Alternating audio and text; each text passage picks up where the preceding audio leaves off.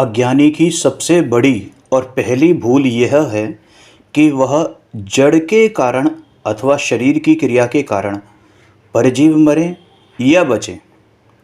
मतलब जड़ के कारण या शरीर की क्रिया के कारण जो परजीव हैं वो मरते हैं या बचते हैं उसके कारण, या पैसे के कारण मुझे पुण्य पाप का भाव होता है ऐसा मानता है।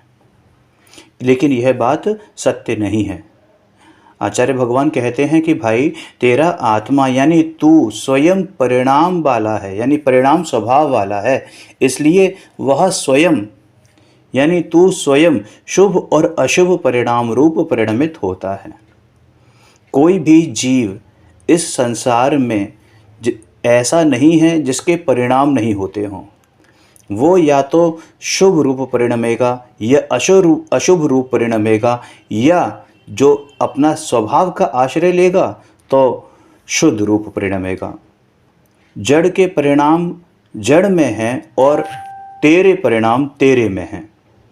अजीव की क्रिया से मुझे पाप पुण्य हुए ऐसा मानने वाला अजीव का स्वामी होता है, यानी कि उसको मिथ्या दृष्टि कहते हैं।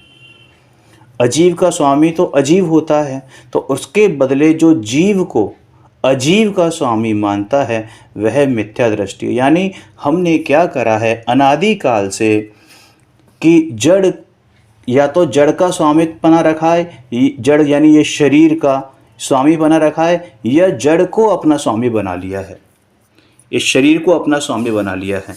यानी जड़ की क्रिया के कारण स्वयं सुखी दुखी होना मानने लगता है, जबकि ये सुखी दुखी होना उसके स्वयं के परिणामों के कारण है, उसके भावों के कारण है। और दूसरी बड़ी भूल क्या है अज्ञानी की, कि अब अपने परिणाम से जो शुभ भाव होता है यानी मंद कषाय होती है।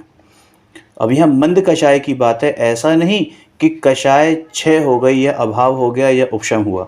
यहाँ क्या बात है, कषाय मंद होती है तो लेशय की अपेक्षा बात है, समझना चाहिए। लेकिन वो भी राग है, और राग है तो रोग है, किंतु वह उस रोग के द्वारा धर्म का होना मानता है।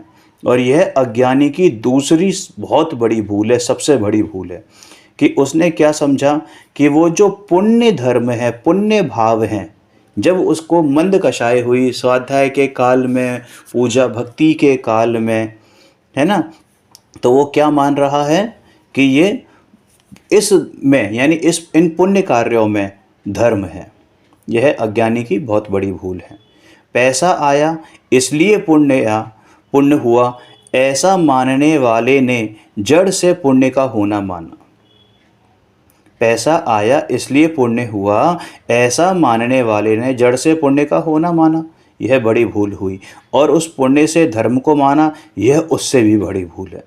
यहाँ आचार्य भगवान ज्ञान तत्व प्रज्ञापन द्वारा फोटो खींचकर कहते हैं, अरे ज्ञानियों ने फोटो खींची है तो शुद्ध ज्ञान तत्व में पुण्य पाप की लगार भी नहीं है, यानी कि लेश मात्र भी टच भी नहीं करते। अगर हम शुद्ध ज्ञान तत्व की बात करें, जैसे एक्सरे होता है ना, तो एक्सरे में ये खून और मसल्स ये कुछ भी नहीं आता। क्या आता है, मात्र हड्डियां आती हैं, है ना, तो अंदर तक खींच लेता है। बस ऐसे ही ये जो शुद्ध ज्ञान तत्व है इसमें पुण्य पाप की लगार भी नहीं है। ये पुण्य पाप की लगार तो रोग है।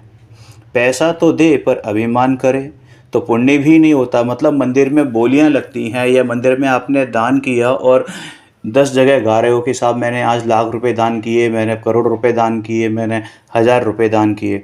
अरे तू 5 रुपए भी दान दे और किसी को बोल दे तो तेरे को पुण्य नहीं मिलेगा।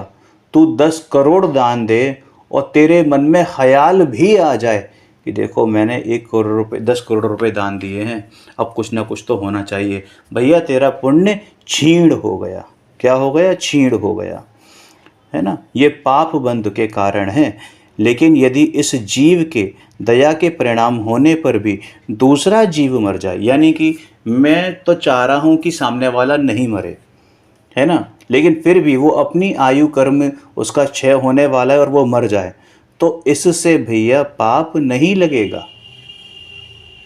आचार्य भगवान मतलब मुनिराज चलते हैं तो अपनी ईर्ष्यापूर्वक चलते हैं ना, चार हाथ देखकर चलते हैं, लेकिन कदाचित कोई कीड़ा आदि आके उनके पैरों के नीचे आके मर जाए तो उससे उनको हिंसा का पाप नहीं लगता है, क्योंकि उन्होंने तो पूरी सावधानी बरती थी।